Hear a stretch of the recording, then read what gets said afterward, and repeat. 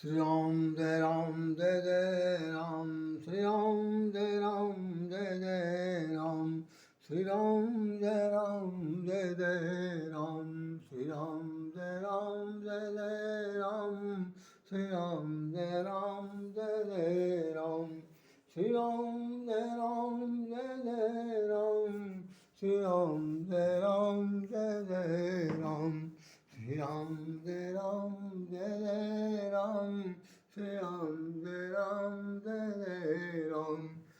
Ram Jai Ram Jai Jai Ram, Shri Ram Jai Ram Jai Jai Ram, Shri Ram Jai Ram Jai Jai Ram, Shri Ram Jai Ram Jai Jai Ram, Shri Ram Jai Ram Jai Jai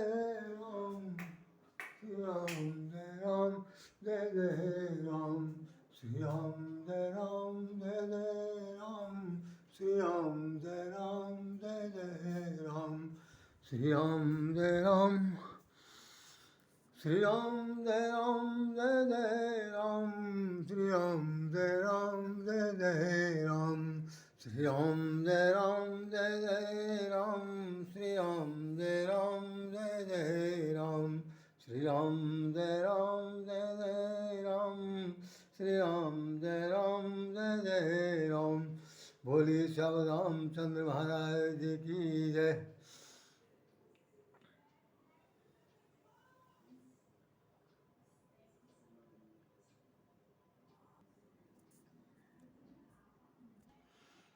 Shri Ram Jai Ram Jai Jai Ram, Shri Ram Jai Ram Jai Jai Ram. बोली श्याम रामचंद्र महाराज की जय.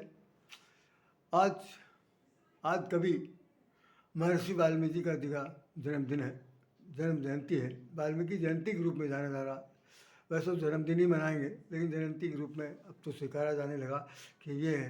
ये concept clear कर दिया है पूरे समाज में कि जो लोग पैदा हुए हैं, जिनकी मृत्यु हो गई है, वो उनकी जयंती मनाई जाएगी. जो अवतार लेंगे वो अवतारी पुरुष कहलाएंगे. चलिए खैर, हम लोग अब उसमें ज़्यादा नहीं पढ़ सकते. फिर भी यही कहेंगे कि वाल्मीकि जी की जयंती है और आज वो जयंती मनाया जा रहा है.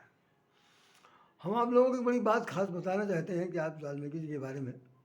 वैसे तो पूरी दुनिया जानती है कि भाई वाल्मीकि जी का एक आदि पुरुष के आदि आदि कवि के रूप से जाने जाते हैं. उनसे पहले कोई आदि कवि नहीं हुआ, और यदि हुआ भी होगा तो किसी के इतिहास के पन्नों में जड़ित नहीं है. जबकि जबकि आदि कवियों में इनका भी नाम है. आपके हमारे गीता के श्रीमद् भगवत गीता के अनुसार ऐसा कहा जाता है कि जो वेदम व्यास जी हैं वो भी आदि कवि हैं. और ये जो जिनका नाम राक्षसों के जो गुरु थे शुक्राचार्य, भगवान श्री कृष्ण ने कहा वो मैं हूँ. तो अब भाई वो शुक्राचार्य गुरु जी थे, और गुरु जी ने भी कुछ कथा भगवत जरूर कही होगी. तो निश्चित रूप से ऐसी बातें इसमें राम गीता में लिखी हुई हैं, और रामायण में आदि पुरुष के नाम से जाना. तो इनके बारे में जो मैं शुरुआत में बताना चाहता हूँ, बड़े गौर से सुनिएगा. आज का दिन जो है बहुत ही महत्वपूर्ण है इन महापुरुष के संबंध में जो बताने जा रहा हूँ कि आदि कवि कब बने. ये पहले शुरुआत में स्थिति ऐसी स्थिति इनकी इसकी नहीं थी. ऐसी स्थिति बिल्कुल इनकी नहीं थी कि वे वो कवि के नाम से जाने जाते हों. ऐसा हमने हमारे पूर्वज चलती थी हमारे पाठ्यक्रम में. जब मैं कक्षा 7 में पढ़ता था जूनियर क्लास में, तो हमारे पूर्वज नाम की किताब थी. उसके अंदर तमाम सारे महापुरुषों के तमाम कहानियाँ लिखी रहती थी. उसमें इनका भी नाम आता था.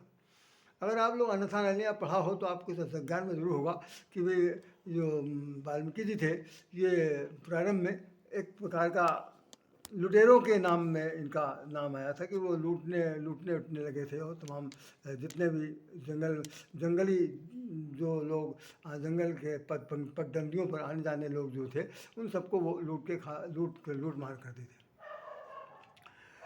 कहने को तो ये ब्राह्मण परिवार में पैदा हुए थे, जो कथा कह रही है ब्राह्मण परिवार में होते. लेकिन इनके जीवन में जो ये जो कर्मकांड आया, जिसके आधार पर उन्होंने लूटपाट शुरू कर दिया, तो हमारी समझ में जो आता है, उस किताब में ऐसा कुछ नहीं लिखा हुआ.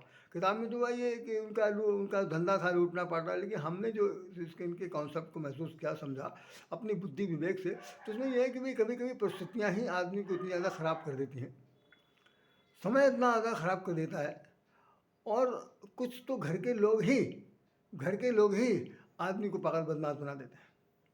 निश्चित रूप से इसमें आप अन्यथा बिल्कुल न लीजिएगा कि वो लोग इस तरह से सरेंडर कर देते हैं. भाई तुमने बाल बच्चे पैदा किए, तुम जानो तुम्हारा काम जाने, हमें तो खाने से मतलब, हमें तो खाने से मतलब है, चाहे तुम लूट के लाओ चाहे डंका डाका डाल के लाओ, हमें तो खाना चाहिए, हमें तो माँ सुना चाहिए, ये सब यही हो जाती है।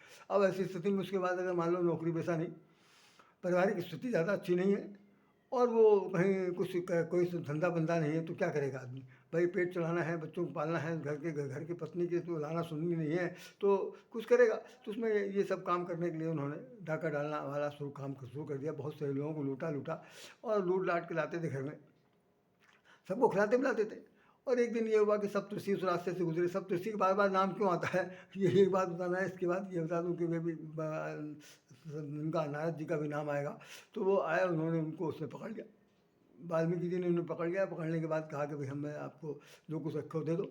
उन्होंने कहा भाई हम लोग सब लंगोटधारी, एक पैसा हाथ पैर में नहीं, कमंडल लिए, भैया ले जाओ, हम लोग कुछ हमसे क्या ले सकते हो? कहने मुझे इससे कोई पता नहीं, मैं कुछ नहीं जानता हूँ, जो कुछ भी है आप धर दीजिए। तो उन्होंने कहा हम सब दे देंगे, जो कुछ हम लोग लाए हैं, जो हमारे भाई मांग के लाए वो हम सब दे देंगे, लेकिन पहली बात यह है कि तुम जाओ घर जा करके उन लोगों से पूछ लो जिनके लिए तुम ये डाका डाल लो, जिनके लिए तुम लूटपाट कर रहे हो, जिनके लिए तुम कमा के धन संग्रह कर रहे हो, भाई साहब उनमें से कोई सज्जन ऐसे हैं, कोई बेटी बेटा पत्नी आपके माता पिता सगे संबंधी जितने भी लोग हैं, इन सभी संबंधियों से पूछ करके आइए कि अगर आपको किसी प्रकार का कोई भी दंड मिला ईश्वर की तरफ से या समाज की तरफ से या कानून की तरफ से, तो क्या उस दंड का भागीदार वो बनेंगे? वो लोग कोई हिस्सा बटाएंगे कि चलो भाई तुमको अगर सज़ा मिल रही है तो हम भी आधी सज़ा हम काट लें, जब पूछ के? तो वाल्मीकि ने कहा बहुत अच्छे निकले भाई, बहुत अच्छे निकले हैं। अभी मैं उधर जाऊँ पूछने के लिए, इधर आप भाग खड़े होंगे, ऐसी स्थिति में भैया मैं पूछने पाछने जाऊँगा, जो सामान रखा दे दो। तो उन्होंने ऋषियों ने कहा मुझे इसी पेड़ में बांध दीजिए, हम सातों कहीं बांध दीजिए, जब लौट के आप आइएगा तो हम चले जाएंगे। तो सातों लोगों को उसने बांट दिए रस्सी में, और वाल्मीकि वहाँ पर गए। जाने के बाद घर में पूछा लोगों से कि हम ये जो चोरी डाका डाल के ला रहे हैं, पैसा कौड़ी माका ला रहे हैं, और उनको लाने के बाद आप सब लोग खाना पीना खिला रहे हैं, अगर मुझे कोई दंड किसी ने दिया तो आप क्या उस दंड के भागीदार होंगे? सब लोगों का भाई मुझसे क्या मतलब, मुझसे क्या मतलब भाई, हम लोगों से खाने से मतलब है, चाहे कहीं से लाओ, चाहे डाका डाल के लाओ, चाहे कमा के लाओ, चाहे खेती बाड़ी करके लाओ, चाहे दुकान डलिया रखे लाओ, जैसे भी लाओ, हमसे तो मतलब ही नहीं इस सब चीज़ें। सज़ा वज़ा तुम काटो, तो तुम गलत काम करो तो सज़ा काटोगे। इतना सुनने के बाद वाल्मीकि का चेहरा एकदम डाउन, मतलब झुलसा गया। उन्होंने है यह हालत है जिनके लिए मैं अपनी पूरी ज़िंदगी गुनाह कर रहा हूँ, और ये हालत है कि ये लोग कह रहे हैं कि भाई जैसे अगर कोई दंड मिला तो उसके भागीदार आप होंगे, हम नहीं होंगे। आकर के उन्होंने ऋषियों के पैरों में गिर पड़े और कहा मैं क्षमा चाहता हूँ, मुझे आप माफ़ कर दीजिए। मुझे घर वालों से जो है उत्तर मिल गया कि कोई भी हमारे किसी भी अच्छे बुरे काम में साथ देने को तैयार नहीं है। हमने जो कुछ भी किया वो समझिए मेरा प्रायश्चित है, क्या कर सकता हूँ। तो उन्होंने संत महात्माओं ने ये कहा, उसमें नारद मुनि भी थे, उन्होंने कहा कि क्या करना है आपको, कि अब आपको एक मंत्र हम देते हैं, उसका जाप करिए और एक अच्छे आदमी बन जाइए। अब मैं इसी मंत्र के बारे में आपको बताना चाहता हूँ। मंत्र उन्होंने क्या कि मरा मरा जपना है, रमा रमा जप नहीं जपना। तो मरा मरा जपिएगा, कब तक जपेंगे? जब तक ये रमा रमा ना आ जाए। ध्यान रखिएगा, भी इसी को बताऊंगा। किसी महापुरुष ने अभी तक अपने मुखारबिन से मैंने नहीं सुना किसी द्वारा, न किसी ने कहा होगा, जो मैं आज इस अपने बौद्धिक विकास और अपनी सोच के आधार पर आपके सामने रखना चाह रहा हूँ। कितना मैं सफल हो पाया हूँ मैं नहीं जानता, आप लोग जो मूल्यांकन करेंगे उसी का मुझे तसल्ली होगी, बाकी तो मैं नहीं जानता। तो उन्होंने कहा मरा मरा जपना। रामचरितमानस में लिखा हुआ, उल्टा नाम जपत जग जाना, वाल्मीकि भय ब्रह्म सुजाना। उल्टा नाम जपत जग जाना, वाल्मीकि भय ब्रह्म सुजाना। गोस्वामी जी लिखते हैं कि उल्टा नाम जपते जपते एक दिन ऐसी स्थिति आई कि उनके जीवन में नाम सीधा हो गया, और वो वाल्मीकि जो थे वो ब्रह्म सुजान हो गए, ब्रह्म बन गए। अहम ब्रह्म अस्मि कहने में उनको एक भी संकोच नहीं कि मैं ही ब्रह्म हूँ, ब्रह्म का स्वरूप हूँ, ब्रह्म का अंश ही हूँ, और ब्रह्म ही जैसा हूँ। ये वाल्मीकि भय ब्रह्म सुजाना, ये इस बात को आप समझ लीजिए कैसे होता। रामचरितमानस में 3 जगह पे हमने उलट शब्द सुना।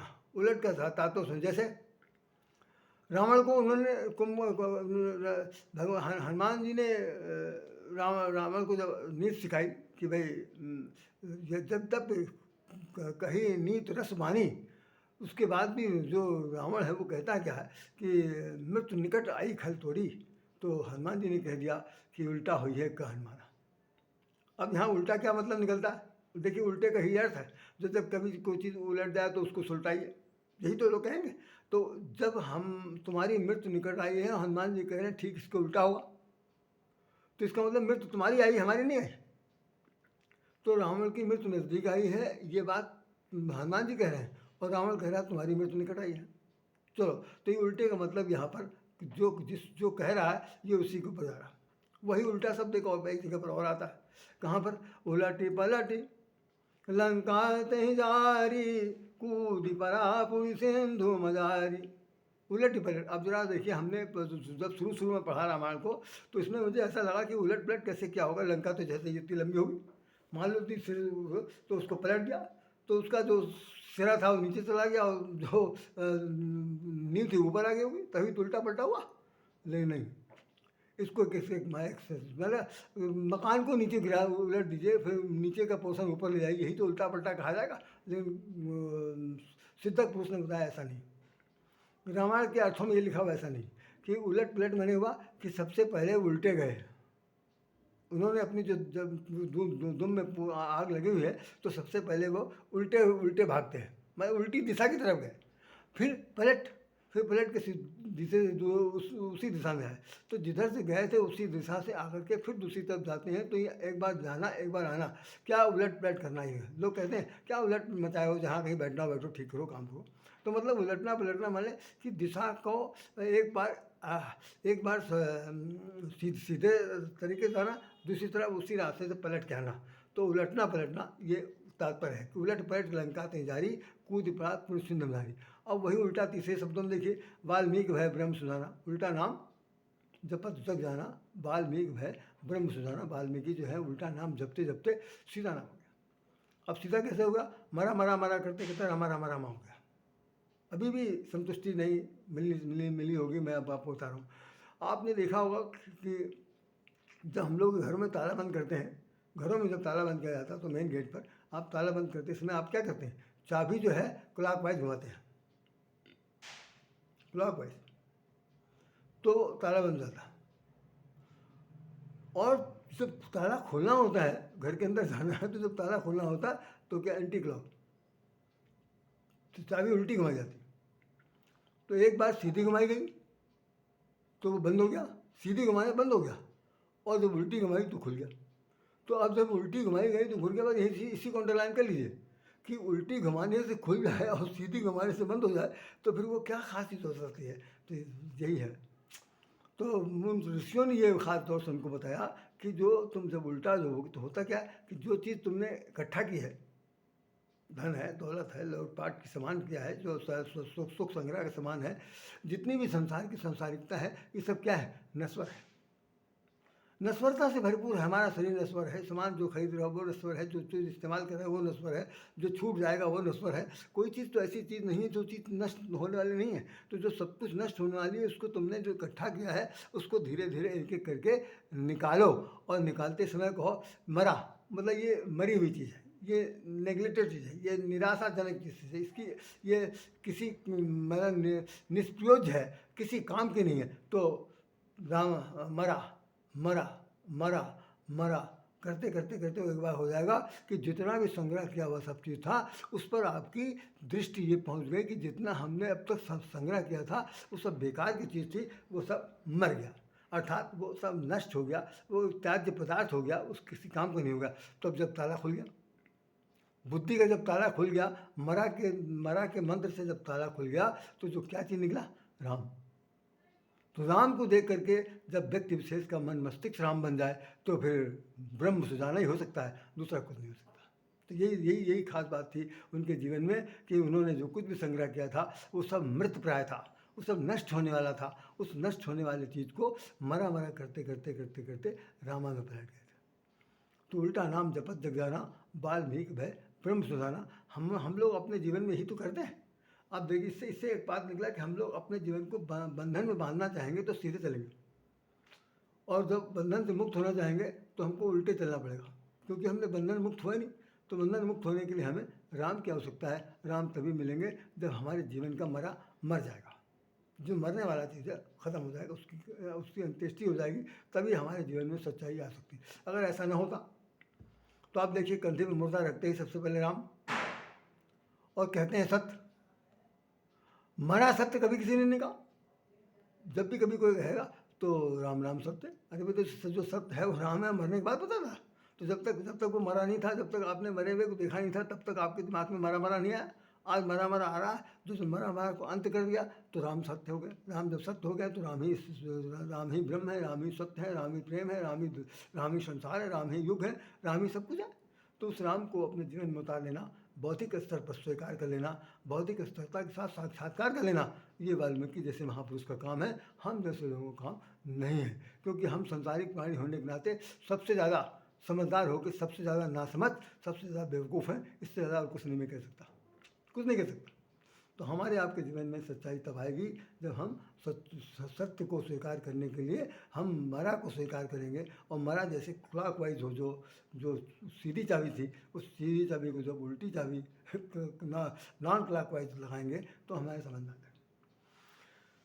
अब आप जरा देखिए, ब्रह्म हो गए। ब्रह्म होने के बाद अब उनका जेवर अब तो ब्रह्म ऋषि हैं। ब्रह्म ऋषि होने के बाद उनको कुछ करना है अपने जीवन में। तो करने के लिए क्या है कि नारद मुनि आते हैं, उनसे कहते हैं कि आप कुछ लिखिए अपने जीवन में। तो वाल्मीकि जी एक पेड़ की छाया में बैठे हुए और बैठ करके कुछ चिंतन कर रहे थे। उसी समय देखा कि एक पेड़ के डाल पे क्रोच नाम के पक्षी, दो नर मादा जोड़े बैठे हुए थे। उनमें से दोनों के बीच में एक प्रेम रोमांस चल रहा था। जैसी कथा कहती है, प्रेम रोमांस की ही बात थी। हो सकता है दोनों एक दूसरे के चोंच से चोंच मिला करके बहुत ज़्यादा अपनी भाषा में बातचीत कर रहे हों। उसी समय एक बहेलिया ने एक तीर मारा। तीर मारने के बाद दोनों जोड़ों में से एक गिर गया और पानी के बीच में छटपटाने लगा। तो दूसरा वाला जो था उतर के नीचे आया, पेड़ की डाल से नीचे उतर के आया और देख के कहने लगा कि अरे मारने वाले, हिंदी रूपांतर बता रहा हूँ, अरे मारने वाले, जब मारने था तो हम दोनों को मार देते। मारने था तो हम दोनों को मार देते हैं, क्यों मुझे एक को तड़पता छोड़ के जा रहे हो? अच्छी बात नहीं, भगवान तुम्हारा भला नहीं करेगा तुम्हें। तो ये हमारी इस तरफ को कौन देखेगा? मेरी तो पत्नी या मेरा पति तो हमेशा के लिए सदा के लिए हमें छोड़कर चला गया। इस जो तड़प थी, ये जो वेदना थी, ये जो तड़फन थी, ये जो कहना चाहिए उस बहेलिया की संवेदनशीलता थी और यहाँ पर संवेदनशीलता थी। इन दोनों के बीच में जो एक मानसिक खिंचाव हुआ, उस मानसिक खिंचाव से वाल्मीकि जी बिल्कुल एकदम भाव विभोर हो गए, द्रवित हो गए, नेत्रों में जल भराया और उन्होंने कहा कि ओफो, जिंदगी तबाह हो गई, अभी बेचारी जिंदा नहीं रह पाएगी या बेचारा जिंदा नहीं रह पाएगा, तो क्या होना चाहिए? तो उसमें लिखा है उसमें कि करुणा से उत्पन्न होगा पहला कवि। यही कुछ तरह के गीत लिखे कि करुण रस से ही कवित्व का भाव उत्पन्न होता है। तो गोस्वामी जी, वाल्मीकि जी करुण रस से ओतप्रोत हैं और उन्होंने अपना काव्य लिखना शुरू किया। भगवान नारद जी वहाँ पर आए। नारद जी से उन्होंने कहा कि मैं किसके बारे में लिखूं? तो उन्होंने कहा कि इस वक्त इस युग में सबसे ज़्यादा मर्यादा पुरुषोत्तम राम के रूप में राजा दशरथ के पुत्र हैं, उनके जीवन चरित्र पर चर्चा की। तो भगवान वाल्मीकि ने रामायण लिखी। तो उन्होंने रामायण जो लिखी वो एक ऐतिहासिक वर्णन है। संस्कृत में है, यद्यपि हमने नहीं पढ़ा, हमने उनके अनुवाद तो जरूर थोड़ा बहुत देखे हैं, लेकिन हमने पढ़ा नहीं। लेकिन जो लोग बताते हैं वो ऐतिहासिक वर्णन है। उसमें कोई क्या कहना चाहिए कि श्रृंगार रस या अलंकार या इस तरह की बातें साहित्य वर्णन नहीं है। लेकिन गोस्वामी तुलसीदास जी जो है ना, वो श्रृंगारिक लिखते हैं। वो लिखते हैं छंद सोठा सुंदर दोहा, सो बहुरंग कमल को सुहा, पुरैन सघन चार चौपाई। ये रामचरितमानस की बात। तो गोस्वामी ऐसा कहा जाता है कि जो वाल्मीकि जी हैं वही अगले जन्म में तुलसीदास जी बने थे। पहले तो उन्होंने लिखा, उसके बाद उन्होंने मर्यादित ग्रंथ के रूप में, काव्य ग्रंथ के रूप में गेय भाषा के रूप में उन्होंने राम के चरित्र का अपने आदर्श के ऊपर स्थापित करने के लिए पूरे संसार में एक बहुत बड़ा भव्य स्वरूप प्रकट करने के लिए उन्होंने रामचरितमानस लिखी थी। और ये रामचरितमानस कैसे लिखी? अपने गुरु जी से पूछ के लिखा। उसमें लिखा हुआ है, तब मैं रहूँ अचेत। जब गुरु जी समझा रहे हैं तब गोस्वामी जी कह रहे हैं मुझे कुछ जानकारी नहीं थी, ये क्या कह रहे हैं, हम क्या सुन रहे हैं। लेकिन गोस्वामी जी ने लिखा है कि रचि महेश निज मानस राखा। जिस रामायण को भगवान शंकर ने अपने मन में रच लिया था, उसी रचना को सब लोगों ने, जिन जिन लोगों ने एक दूसरे के मुखारबिंद से सुना, और सुनते सुनते तुलसीदास ने भी सुनी और तब उन्होंने कथा लिखी। ये मेरी पुस्तक के अंदर है। इसके अंदर हमने महर्षि वाल्मीकि जी के बारे में एक पद लिखा है। उनके प्रति एक प्रकार की हमने श्रद्धांजलि अर्पित की है, शब्द शैली में लिखा है। ये लेखन आपके सामने है। अब मैं यहाँ पढ़कर तो नहीं सुना सकता, लेकिन ये हमने उनके जन्मदिन पर ये गीत लिखा था कि है आदि कवि को नित्य नमन, है आदि कवि को नित्य नमन। ये किताब हमारी है, इस किताब के अंतर्गत ये इनका लिखा हुआ है। मैंने इसको लिखा है और निश्चित रूप से आप लोग इसे कभी कभी ये पुस्तक आपके हाथ में आ जाए तो जरूर पढ़िएगा। तो उल्टा होइए उल्टा नाम जपत जग जाना, तो सच्चाई यही है, किसी ने नहीं बताया मुझे, लेकिन मैं जानता हूँ उल्टा का मतलब सिर्फ यही है। जैसे आप ध्यान दीजिए, एक बात और मैं उदाहरण दे दूँ कि जैसे मान लीजिए कि आप जिस वक्त देखिए करोड़ों लोगों के पास मोबाइल नंबर है। संख्या कितनी है नंबर की? संख्या कुल 9 संख्या, 1 से लेकर 9 तक है, बीच में 0 है, तो कुल मिलाकर 10 हो गए। उसी 10 संख्या में करोड़ों लोगों को मोबाइल के नंबर बटे हुए हैं। जिसका नंबर हम मिलाएंगे, जिसका नंबर होगा उसी से बातचीत हो पाएगी, बाकी नंबर तो करोड़ पड़ेगा। तो ठीक उसी प्रकार से ये मंत्र भी ये दिया गया, हमारा मंत्र भी है, राम मंत्र भी है, दुनिया भर के मंत्र है। जिस मंत्र का आप उच्चारण करेंगे वही भगवान प्रकट होंगे, बाकी कोई नहीं आने वाला।